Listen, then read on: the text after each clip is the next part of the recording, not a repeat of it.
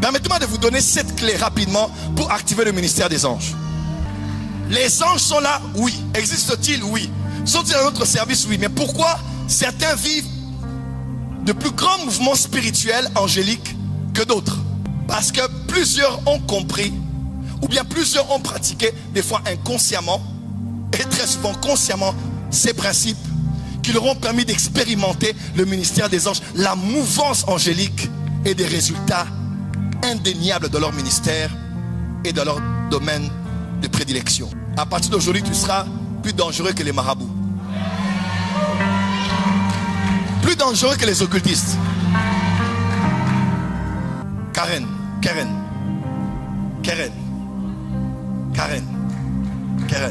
Première clé pour activer le ministère des anges dans ta vie et dans ton ministère, dans tes affaires. Première clé, tu dois entrer dans l'onction de ton appel. Tous ceux qui ont vécu la mouvance angélique sur le plan optimal sont ceux qui sont entrés pleinement dans leur appel et qui ont travaillé dans l'onction de leur appel.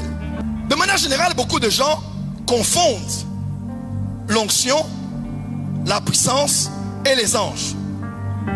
Est-ce que vous savez que de manière interchangeable, l'onction, c'est aussi les anges? Luc 4, Matthieu 4. Matthieu 4, Jésus jeûne et prie. À l'issue de son jeûne et de sa prière, à l'issue de la troisième tentation, Satan s'en va et la Bible déclare que les anges vinrent pour le servir. Là, c'est Matthieu. Luc part du même récit. Et il dit, lorsque Satan s'en alla pour revenir à un moment favorable, Luc 4, verset 14 dit, Jésus sorti du désert, revêtu de la puissance du Saint-Esprit. Et au verset 18, il a dit, l'Esprit du Seigneur est sur moi, car il m'a donné l'onction. Car il m'a... Écoutez-moi très bien. Ce que Matthieu a décrit comme étant les anges, Luc l'a décrit comme étant le revêtement de puissance. Pourquoi? Parce que l'onction sur toi est la présence de tes anges en mission à tes côtés. Je le dis autrement. Quand Dieu dit je t'appelle à un ministère de guérison, ça veut dire quoi? C'est pas juste une huile, non. C'est-à-dire que les anges qui travaillent dans le domaine de la guérison divine, de cette catégorie dont on parlait de la piscine de Bethesda, on disait l'eau pouvait être normale et naturelle, mais un être céleste descendait là. Quand il touchait les eaux, qu'est-ce qui faisait que l'eau recevait la vertu guérissante pour guérir n'importe quelle maladie? Au toucher de cet ange. Parce que cet ange, dans sa nature, son essence et sa fonction, était parmi les anges qui travaillent dans le domaine de la guérison. Donc quand Dieu t'appelle au ministère de guérison, il te donne l'onction de guérison, il te donne les anges de guérison. Le jour où tu refuses d'entrer dans le ministère de guérison, tu refuses l'onction de guérison et tu perds les anges de guérison.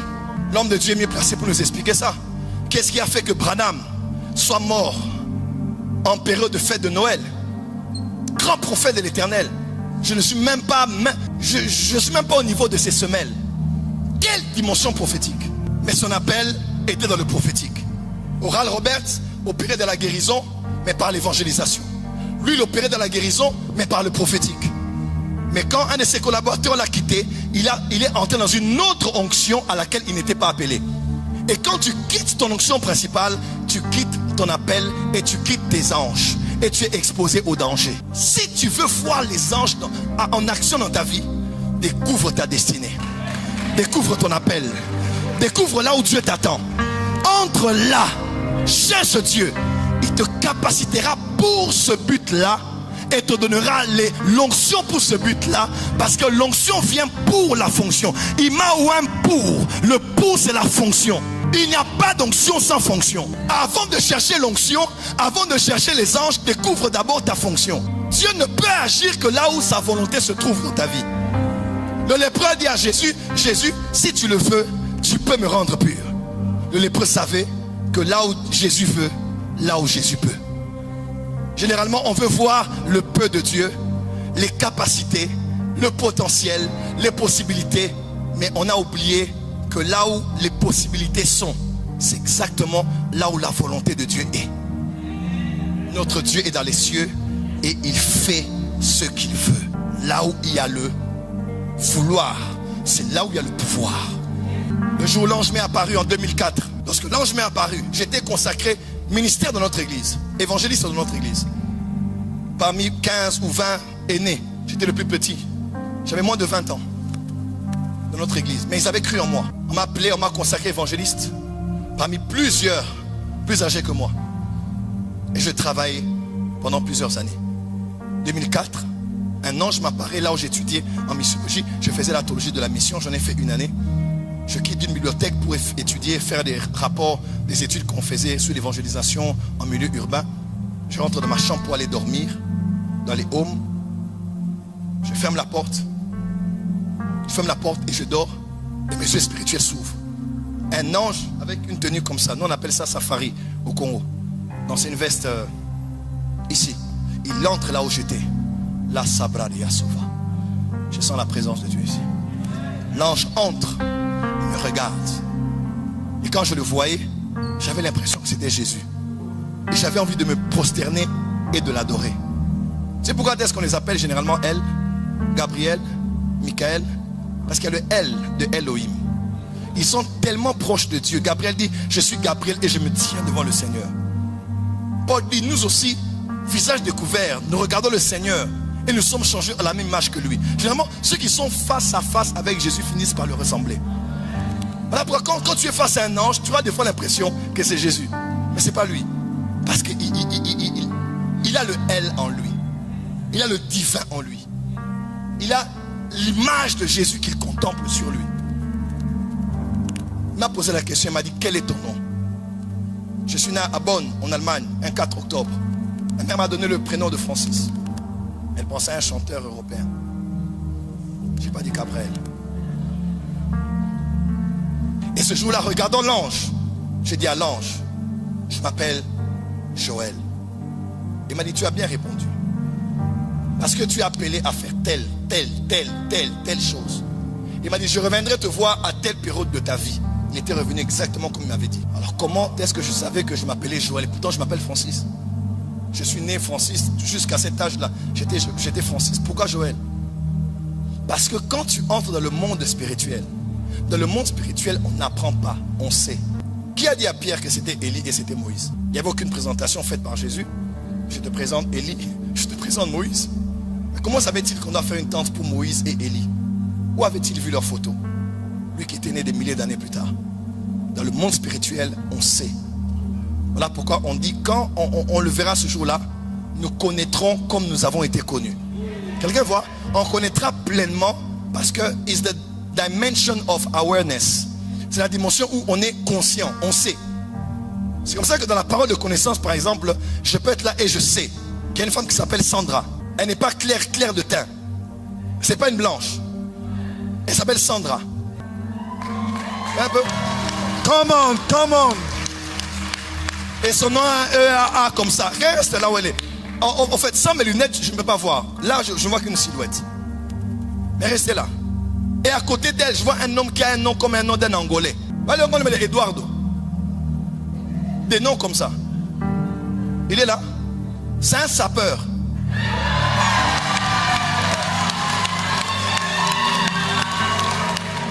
Par exemple, les Congolais, Angolais, là, les gens là, qui aiment trop s'habiller. Des chapeaux, des foulards, des aspects, des vestes, des chaussures.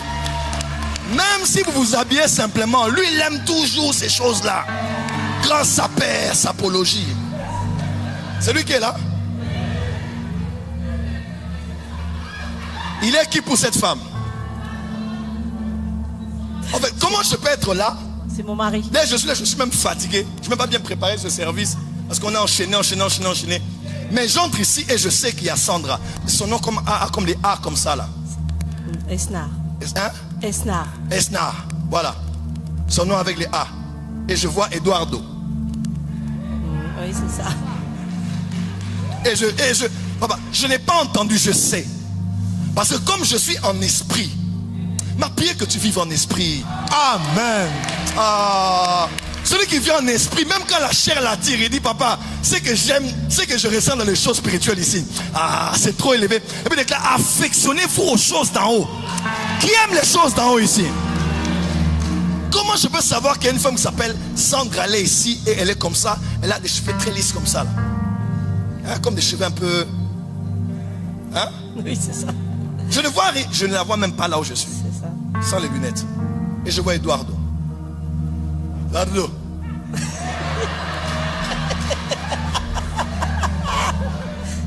Parce que la parole de connaissance est substantiellement l'omniscience de Dieu en portion et partielle accordée à un homme. Donc, en fait, dans la parole de connaissance, Dieu donne à l'homme de toucher à son omniscience et à son omniprésence. Comme Dieu sait, toi aussi tu sais. Levez-vous, madame. Tout comme je sais que dans le monde spirituel, on avait mis un cancer sur son sein. Oh. Tout comme je sais qu'ils ont échoué. Oui. Si je sais qu'elle s'appelle Sandra et Eduardo, c'est que je sais aussi que le reste là est elle. Cette femme est une femme riche. Amen. Cette femme et cet homme que vous voyez l'année prochaine, il ne sera plus comme il est. Dieu te oint dans l'immobilier. Dieu vous oint dans l'immobilier, dans l'immobilier. Dans l'immobilier et dans les véhicules. Et si vous voulez, dans la sable.